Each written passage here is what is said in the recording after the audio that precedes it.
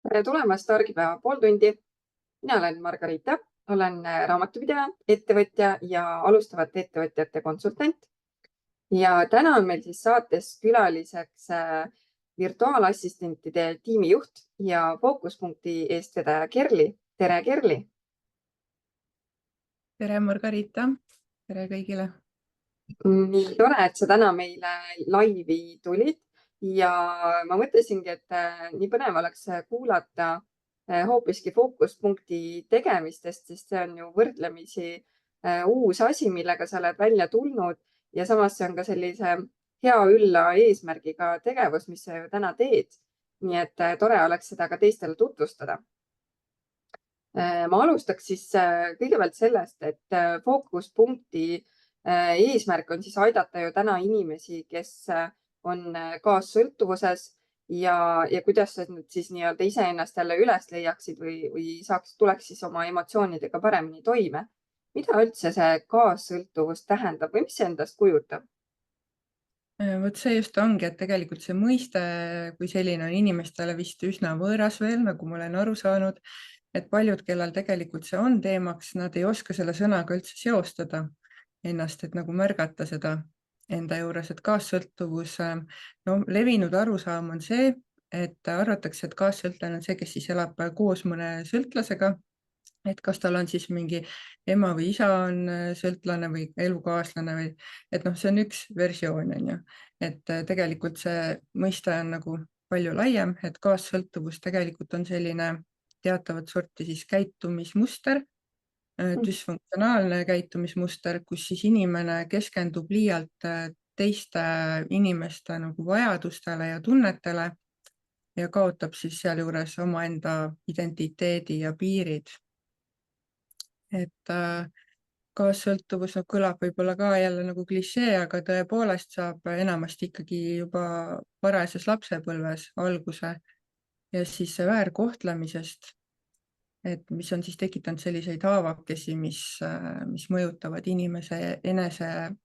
väärikust, eneseteadlikkust, enesekindlust ja siis seeläbi tekitab elus väga palju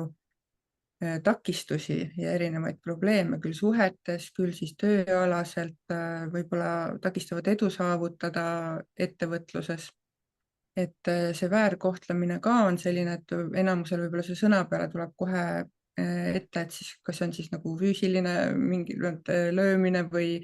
siis seksuaalne väärkohtlemine, et tegelikult neid väärkohtlemisi on ka palju rohkemal kujul, et mida osad nendest ongi täiesti nagu märkamatud, mida tehaksegi nii, et ega vanemad täiesti endale teadmata nagu teevad lapse hingele siis neid haavu, et ongi selle füüsilise väärkohtlemise kõrval veel emotsionaalne, spirituaalne, intellektuaalne väärkohtlemine. Et väärkohtlemine on ka näiteks see, kui sa jätad lapse emotsionaalselt kuidagi üksi või tähelepanuta, et muidu on kõik vajadused on kaetud, elatakse heale elujärjele, aga laps on nagu emotsionaalselt üksi jäetud või siis kas või arstiabist ilma jätmine, on ju. Ja tegelikult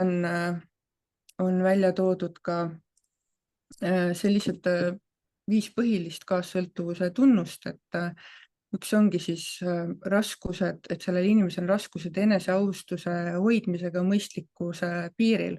Et see võib olla nii ühtepidi kui teistpidi, et kas ta on lapsepõlves siis saanud selliseid kehvem olemise sõnumeid või vastupidi, et teistest üleolemise sõnumeid pigem, et nähakse alati, et teised inimesed on süüdi, et see jälle tuleb sellest kasvatamisstiilist on ju, ja põhimõtetest, mis kodust on saadud kaasa. Ja siis on ka et kaaslastele hästi iseloomulik on selline nagu äärmustesse laskumine mitmes mõttes, et siis on ka raskused nende toimivate piiride seadmisega, et nad võivad olla ise sellised alalhoidlikud ja kes lasevad enda piire ületada pidevalt või vastupidi on, et neil endal selles mõttes puuduvad piirid, et nad sõidavad nagu teiste piiridest üle, et ei ole nagu seda tunnetust seal vahel. Ja kolmandaks on siis raskused isikliku reaalsuse omaks võtmisel, et tundub võib-olla sihuke arusaamatu, et see on tegelikult see, et selle lapse siis see minapilt on saanud nagu maha surutud lapsena et ta ei ole aktsepteeritud sellisena, nagu ta on või mida tema mõtleb, et ta ei ole kuuldud, on ju. Et siis noh, näiteks mingi situatsioon, et laps satub peale, mingisugune vägivallaakt oli, on ju, ja siis vanemad ütlevad, et midagi ei juhtunud, et kõik on korras. Sa said valesti aru, sa pingutad üle ja siis tal tekibki see, et mulle tundus, et see on halb, aga see tegelikult ei ole või noh, selles mõttes, et tema reaalsus on nagu, no ta ei ole kindel endas, ta kahtleb endas, ta mõtleb, et ta eksib, et see on nagu läbi elu siis igasugustes situatsioonides. Ja kus me jäime 4. juurde, et on raskused oma vajaduste ja soovide eest hoolitsemisel. Et see on samamoodi kahtepidi, et kas siis lapsena on tema eest nagu kõik ära tehtud, kantikul ette kantud, et nagu noh, üleliia on ja siis, või siis vastupidi, et ta on saanud mingi ebameeldiva või noh, korduvalt sellise nagu vastunäppe, et kui ta on tahtnud abi saada või tähelepanu, et siis ta on just selline nii-öelda antisõltuv, kes püüabki kõigega ise hakkama saada läbi elu ja üksi läbi suruda, et ta ei küsigi abi, et pigem loobub oma mõtetest ja ideedest, kui küsib abi. Ja viies ongi tegelikult see, millest ma juba ka rääkisin, et raskused siis selle mõõdukuse säilitamisel, et see mõõdukus just. Nii et see kaassõltuvuse mõiste tegelikult on palju laiem, kui võib-olla see sõna ise esmalt kirjeldab üldse. Ja et see võib ju kujuneda nii, noh, kui selle tagajärjel mingi klassikaline selline näide, et peres ongi üks vanem on alkoholisõltuvusega või mingi muu sõltuvusega või siis on lihtsalt, et see, kes iganes on last kasvatanud, et ta on nagu väga selline autoritaarne võib-olla või selline nartsissistlike omadustega on ju, et kindlasti ka kujundab isiksust tugevalt. Et väga palju erinevaid võimalusi, jah. Ja ka need inimesed, kes satuvad suhtesse on ju selliste probleemsete kaaslastega, et nad ei püsiks seal, kui neil ei oleks seda mingit põhja juba nii-öelda all, et seda kaassõltuvuse sellist käitumismustrit või omadusi omandatud. Et need on ikka varem olemas. Igasuguste selliste hingeliste teemadega on tihtipeale see, et kui sa püüad aidata kedagi, kes selles olukorras on, siis neil tekib alati see vastumeelsus, et kes oled sina, et mulle öelda või kuidas sa tead, et sa ei saa tunda seda, mida mina tunnen. Räägi hästi lühidalt, sa ei pea üldse pikalt detailselt rääkima. Milline on sinu kaassõltuvuse teekond olnud, mis sind täna on tegelikult toonud siia, kus sa ju oled, ehk et sa täna ju oled mentorina selles samas valdkonnas? No minul ongi selline klassikaline näide, et minul oli kodus siis üks vanem, isa siis oli alkoholisõltuvusega, nii kaua kui mina mäletan ennast, et päris algusest peale. Ja see ongi siis põhjustanud igasuguseid muid probleeme, mis kodus olid. Et ema oli siis noh, ka see, et ta ei hoidnud ju töökohta, et ema oli siis põhiline see pere sissetuleku teenija ja siis mina olin tihti selles nagu väikese vanainimese rollis seal kodus, kes siis hoolitses õe ja venna eest, tegi süüa, ma ei tea, sellel ajal veel pesin ka mähkmeid, et siis olid nagu see, et natukene selline täiskasvanu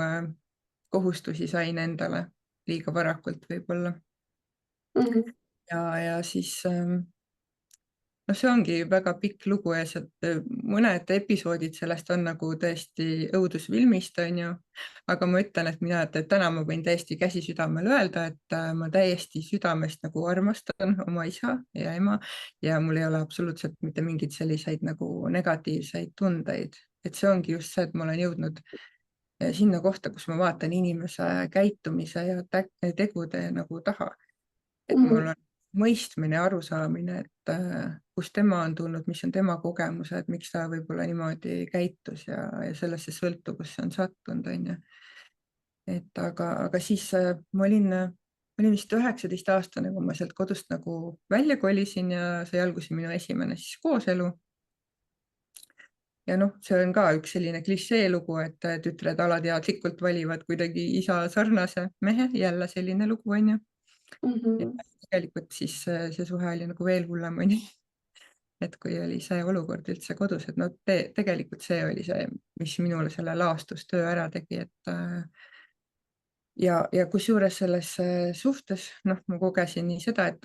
oli siis teise poole pealt seda kõvasti nagu pidutsemist, alkoholi tarvitamist,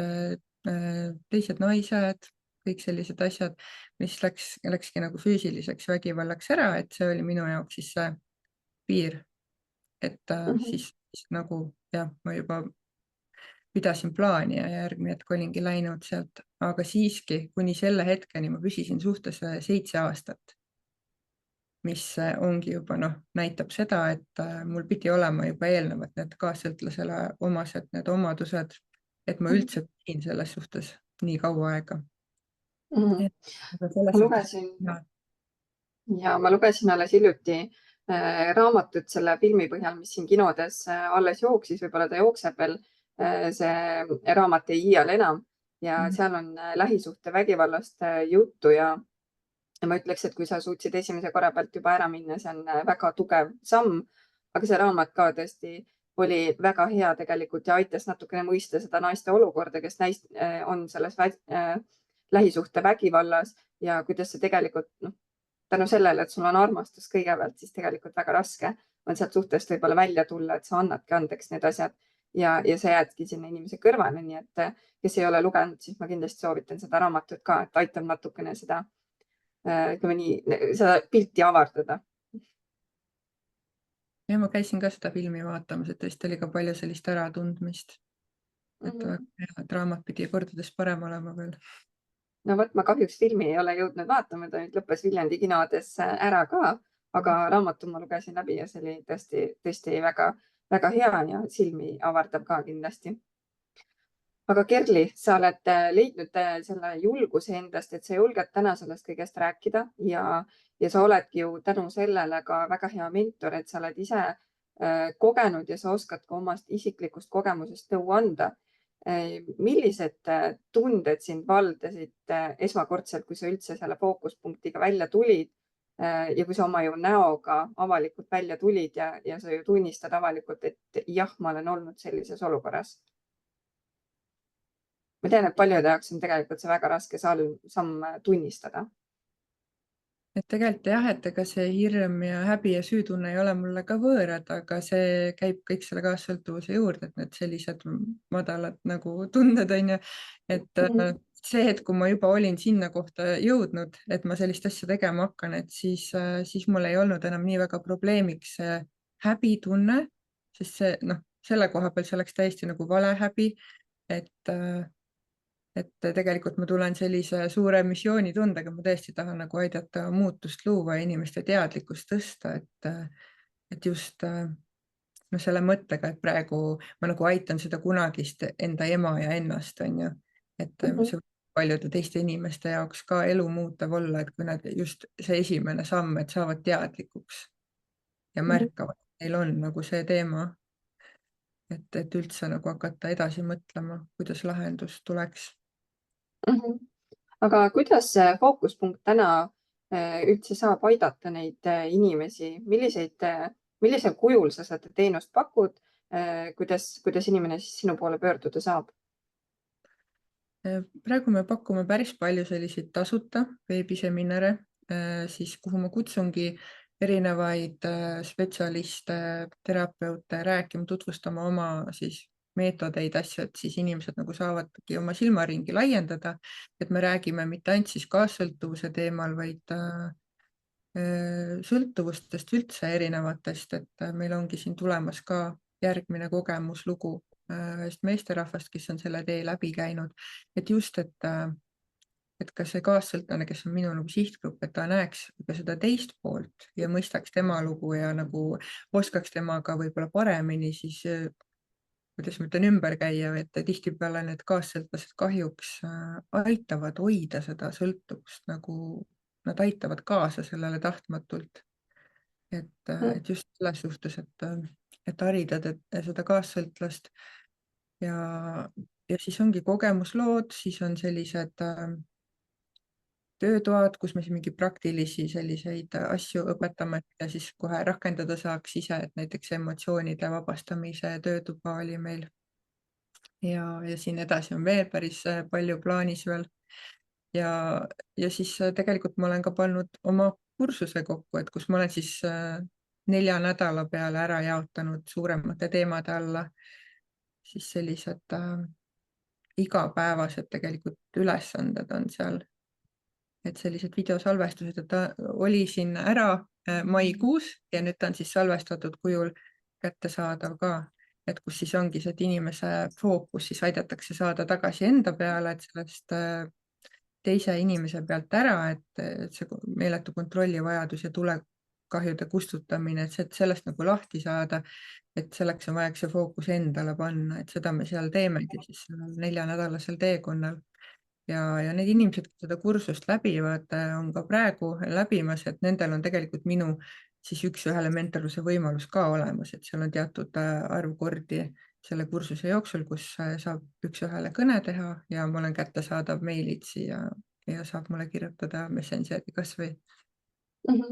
Kas sa sellist üks-ühele mentorlust pakud kursuseväliselt ka, et kes ei taha näiteks avalikult mingi grupi kohtumistel osaleda, et ta käibki näiteks ainult üks-ühele mentorluses? No praegu see kursus on nagu salvestatud kujul, seal on ka, et tegelikult igaüks individuaalselt seda läbib, seal ei ole mingi sellist grupi kohtumisi ja sellist gruppi, kus nad kohtuksid nagu omavahel või mingid, et seal ka tegelikult ma eraldi nendega nagu saangi vestelda ka ja neid kõnesid teha, aga sellist üks-ühele eraldiseisvat teenust ma hetkel ei ole veel tekitanud, küll aga plaan on ja nagu tegeleme sellega ka. Aga kes on üldse fookuspunkti sihtrühm, et kas ongi pigem juba see täisealine noor või on oodatud sinu juurde ka noored, võib-olla kellel ongi see just perega, ema-isaga seotud probleemid näiteks või täiesti lapsed, et kas nad võivad samamoodi pöörduda fookuspunkti poole, et kes võiks sinu käest abi saada? Jah, praegu ongi olnud pigem nagu täiskasvanud, et lastega ma niivõrd palju ei ole küll kokku puutunud, et pigem jah, ikka sellest täiskasvanu east alates, siis 18. eluaastast alates, sellepärast et see ongi nagu see aeg, kus inimene ongi juba vaba ise oma otsustes ja tegemistes ja ta ei sõltu, et ei ole niivõrd mõjutatav enam. Tõenäoliselt, kui lastega ja sellistes peredes tekivad olukorrad, siis minnakse tõenäoliselt perenõustamisse. Ma arvan, et see on selline, kui minnakse. Oleneb vist ega tihtipeale see, kellega see probleem on, õigemini, kes see probleemi tekitaja on, et ta võib-olla seda last ei suunagi üldse abi saama, sest ta ei mõistagi seda käitumist, et ta kuidagi oma kas käitumise või sõnadega lapse elu mõjutada võib üldse. Ja sinna on ka muidugi pikk maa, enne kui jõutakse, et minnakse küll, aga minnakse just selle murega, et mu laps on nagu hullumeelne ja ei oska käituda ja ta on nagu, ma ei tea, tehke korda ta. Et nagu minnakse sellise lähenemisega ja siis lõpuks jõuab sinna välja, et hakkame nüüd kõigepealt lastevanematega tegelema. Seda ma olen hästi palju kuulnud, jah. Aga kui julged üldse inimesed on tunnistama seda, et ta on kaassõltuvuses või kui palju me neid inimesi üldse meie ümber on, et me tõenäoliselt ei adugi seda, et kui paljudel võib-olla on sellised probleemid kas ühel või teisel viisil, sest nagu sa juba alguses seletasid, siis see kaassõltuvus tegelikult on niivõrd lai mõiste, et see ei ole ainult, et üks seos on ju, et seal on tegelikult väga palju erinevaid variante. See ongi, et tegelikult me kõik mingil määral läbi lähisuhete puutume sellega kokku, kas siis kellegi teise kaudu või lähedase kaudu või on endal see, et jah, nad ei ole võib-olla ka selles mõttes, see nimetus ise ei pruugi kõnetada paljusid, et ongi just, et seda teadlikkust ei ole veel, et pigem need sõnumite kaudu jõuaks sihtgrupile siis lähemale, et kui sa räägid kaassõltuvusest, siis ta ei seosta ennast sellega, et ka minul oli see, et ma olen teinud erinevatel teemadel ju veebiseminare, et näiteks ärevuse teemal on ju, ja siis EFT töötuba tegime ja läbi iga kord siis, kui on mingi veebiseminar, tuleb siis uudiskirja listi meile inimesi juurde ja keegi, kes tuli siis mingi nii-öelda teise teemaga, et kui ta siis sai selle fookuspunkti uudiskirja, kus oli kaassõltuvusest juttu, siis vastas sellele kirjale, ütles, et mul ei ole mingite sõltuvustega mingit muret, et ärge saatke mulle neid kirju. et aga ta oli kirjaga liitudes nagu pannud siis linnukesed, nii et ta sai nagu selle uudiskirja ka, onju. Mhm. jah, et tema nagu siis tõlgendas, et see on mingi sõltuvuse teema hoopiski. Ja selles suhtes, et kui mina esimest korda seda sõna nägin, kaassõltuvus, siis ma tõenäoliselt ei osanud seda ka seostada nii paljude asjadega, kui sina näiteks ennem välja tõid. Et täna ma isegi nagu tunnen ennast ära, et ka mina võiks kuuluda sinna rühma paljude oma mingite lapsepõlves kogetud asjadega või mida ma tänaseni ju nii-öelda endas nagu kaasas kannan. Et ma võin ka öelda, et tegelikult ma olen ju kaassõltuvuses olnud samamoodi, aga kui ma vaatan seda sõna, mul ei tekita see ka nagu kohe emotsiooni, sest et ma võib-olla ei seostu sellega nii, nagu ma sellest sõnast kohe välja loeks. just, ei teki seost. Ja täpselt. Aga keda sa siis kaasad üldse nendesse fookuspunkti tegemistesse, et sa küll vead seda üksinda, aga sinuga koos on ju päris palju koostööpartnereid, kes sind toetavad ja kes käivad ka sinu kursustele rääkimas ja samamoodi sul on ju vahepeal need täiesti tasuta laivid olnud. Et kes need inimesed on, kellega sa koostööd teed? Et algselt olidki ainult siis oma valdkonna spetsialistid, kes nad olid pereterapeudid, kaassõltuvuse alal nõustajad, inimesed siis, kes on nagu sõltlastega kokku puutunud või töötanud nendega. Et siis ongi erinevad nagu terapeudid ja just, et kes konkreetselt nagu tegelevad, et kellel on midagi pakkuda kaassõltlasele, midagi huvitavat, onju. Et nüüd siis lisaks sellele ma olen hakanud tegema ka kogemuslugusid, et sinna siis tulevad inimesed, kes on nõus jagama oma lugu, et kas nad on olnud siis kaassõltlase rollis või nad on sõltuvusest välja tulnud. Ja neid sõltuvusi on ka tohutult palju erinevaid ju, millest veel rääkida, et teemasid jagub pikaks ajaks, ma arvan. Et see kogemus on just nagu hästi hea selline inspireerija ja lootuse andja, et ma arvan, et seda omal ajal oleks kindlasti väga hea olnud ka minul kuulda, et kahju, et siis ei olnud selliseid võimalusi. Ja siis on ka lisaks veel selline formaat nagu töötuba on ju. Ja see kursus, et mis mul on, et mul on plaanis mingi hetk teha kindlasti ka uuendatud versioon, võib-olla uute külalisesinejatega, et mul on külalisesinejad ka selle kursuse jooksul ka olemas. Et plaane on palju ja materjali on palju, millest veel rääkida. Ja ma saan aru, et see kõik on ju veebipõhine, kaasa arvatud need töötoad, et sa ei pea füüsiliselt kuskile kohale minema, et olenemata sellest vist, kus ta siin Eesti otsas asud, et sa saad ikkagi osa võtta sellest, on mul õigus? Just jah, minu puhul, et need, mis mina nüüd olen korraldanud ja loonud, et on veebipõhised, aga mul on olnud siin ka teisi koostöid, et näiteks praegu me siin teeme koostööd ühe teise kogemusnõustajaga ja siis kaassõltuvuse terapeudiga, Andres Põhjalaga, et temaga me siis panime kokku ka sellise 2 peale kokku programmi, et mille siis mõte oli tegelikult kohtumised kord nädalas, kus siis nagu füüsiline kokkusaamine on, et siis sellepärast, et ta tegeleb lisaks siis selle nõustamisele ka selliste huvitavate asjadega nagu kongid on ju, ja siis kongirännakud on siis lõpuosa sellest, et sihuke hästi huvitav asi, et seda tõesti ei saa veebi teel nagu niimoodi edasi anda, et aga jah, minu enda need projektid ja üritused on veebipõhised olnud. Aga kuidas sulle tundub, kas inimene, kes osaleb, kas sa näed ka mingit seost, et kas neile meeldibki pigem selline anonüümne veebikursusel osalemine, kus ta saab siis seda infot, kuidas edasi minna, või meeldib inimesele rohkem see, et ta tuleb koha peale ja ta saab päriselt küsida, ta on teistega koos või siis täiesti nagu üks-ühele selline nõustamine? No inimesed on väga erinevad, et ka siis, kui ma selle grupi kokku panin, et selle veebipõhise kursuse tegin, et ta oli nagu laivis toimus, et siis seal oli ka nii, et ma lõin nagu Facebooki grupi ka selle kursuse jaoks. Et oli inimesi, kes rääkisid kaasa ja vastasid postitusele, kes nagu tutvustas ennast ja kommenteeris, aga oli neid, kes ei, on ju. Aga ma suhtlesin kõigiga nagu eraldi. Ja seal oligi see, et kes ütles, et ei ole valmis selleks ja ei taha jagada ja noh, täiesti arusaadav on, et mitte kellelegi seda pinget peale ka ei pannud, et kes tahtis, see jagas, kes mitte, siis mitte. Aga pigem jah, mitte, et ei ole veel sellist enesekindlust ja pigem ei ole jah. aga see inimene, kes tuleb sinu kursusele osalema, mis ta sellest saab enda jaoks?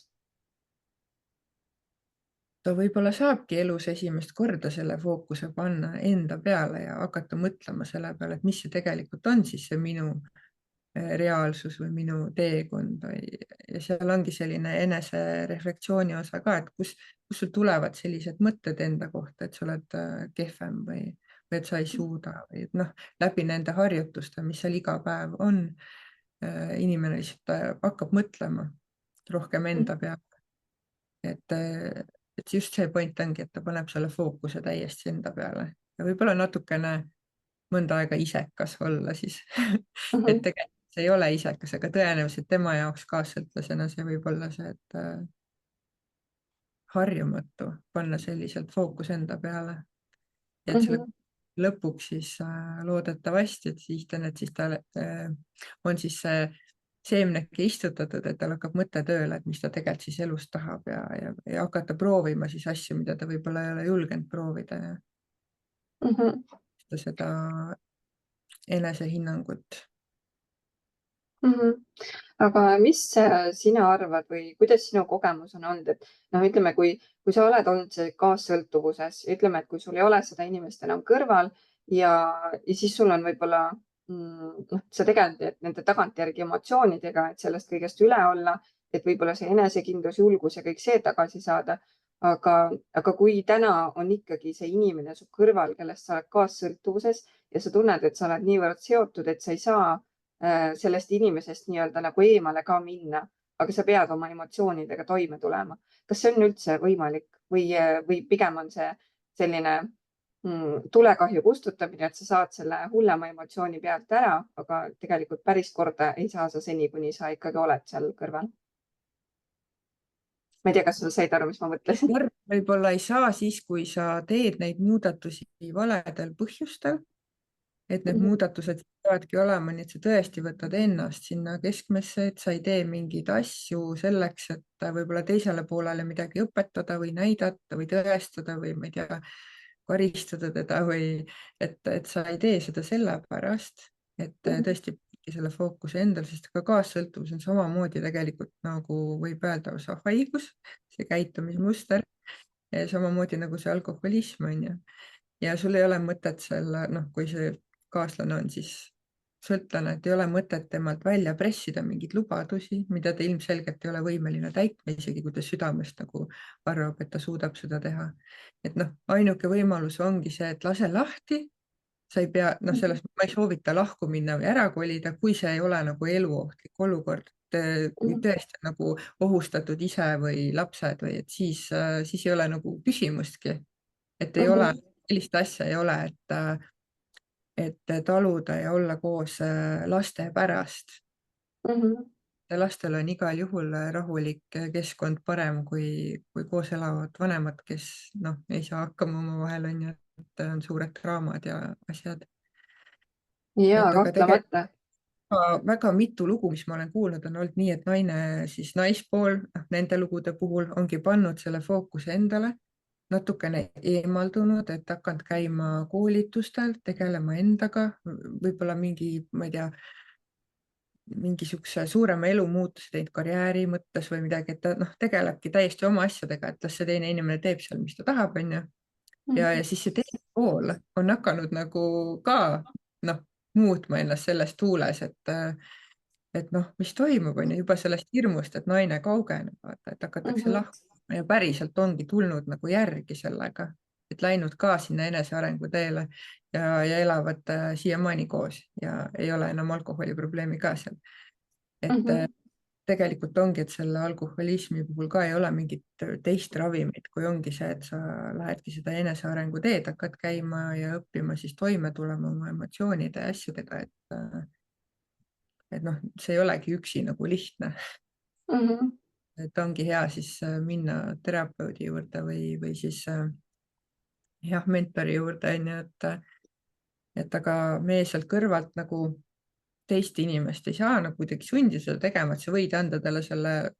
jätta selle visiitkaardi või selle info kõik talle anda, aga see otsus on ikkagi tema enda teha, et kas ta läheb või ei lähe kuskile. Ja ma küsin lõpetuseks sinu käest, et anna mõned julgustavad sõnad või nõuanded neile, kes tunnevad, et nad täna on oma murega üksi ja ei julge sellest kellelegi rääkida või teha siis mingeid samme selle suunal, et kuidagi paremaks saaks minna.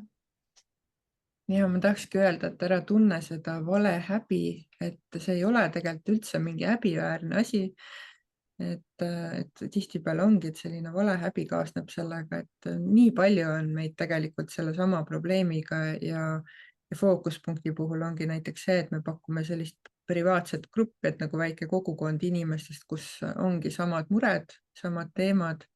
et seal siis koos õppida ja kasvada ja muutust luua, et kas leidagi endale selline kogukond või kui sa oled selline üksi tegutseja pigem, et alustada kasvõi raamatutest, et on väga häid raamatuid olemas, et või kui sa täna siin kuulasid ja sa mõtled, et võib-olla sul on ka see teema, et siis on ka võib-olla hea mõte lugeda mõnda raamatut, sest sealt saab nagu siis selgema pildi on ju, et kuidas see kõik väljendab. Et on Oskad päris sa soovitada kohe mõnda sellist? siin käes praegu üks, mis on tegelikult vist vana kujundusega, et see on kaassõltuvusest vabaks, Melody Beatli näiteks üks on ju. Ja siis on veel üks, mis on ka vana kaane kujundusega, on kaassõltuvus Pia Melodilt. See on nüüd raamatukogu oma, et tegelikult müügis on ta hoopis uue kaane kujundusega juba. Et siit saab väga selge pildi nagu, mis see on ja et kas on sul see, et tõenäoliselt siis on vaja tegeleda, kui sa ikkagi tunned, et väga sihuke takistav on ja ikkagi segab elu ja suhteid ja just, et edu saavutada ettevõtluses, et ma ise olen seda kõike ju ka läbi teinud, et näinud, kus see kaikaid kodaratesse viskas. Ja, aga mul on nii hea meel selle üle, et sa oled täna oma emotsioonidega sina peale saanud, et sa julged sellest rääkida, et sa tahad täna teisi aidata ja vaatamata keerukale minevikule, sa oled tegelikult täna vägagi edukas ettevõtja, sa oled tubli ettevõtja ja ma usun, et sa oled eeskujuks nii mõnelegi teisele ettevõtjale või inimestele üldse. Ja aitäh sulle ilusate sõnade eest. Et ma Ja, loodan, et sain kellelgi kuidagi võib-olla inspiratsiooniks olla natukene, et või jõudis keegi äratundmisele, et siis selline teadlikuks saamine on ju kõige algus. just. Aga aitäh sulle, Kerli, et sa täna laivi tulid rääkima. Väga-väga huvitav teema oli ja mul on tõesti hea meel, et sa selle teema rohkem lahti tõid, et mis see endast kujutab. Ja tõesti, et võib-olla kui see sõna alguses ei ütle midagi, siis tegelikult sa selgitasid väga hästi ära, mida see kõik endas hõlmab, nii et kes tundis ennast ära, siis võib julgelt fookuspunkti poole pöörduda või siis vähemalt jälgidagi kasvõi esialgu sinu sotsiaalmeediat, et millega siis fookuspunkt tegeleb ja võib-olla sealt kuskilt tuleb mingeid mõtteid, mis juba kuidagi kaasa aitavad, kasuks tulevad. Ja just. Aitäh sulle kutsumast. Ja aitäh sulle ja ilusat reedet kõigile. Tšau. Tšau.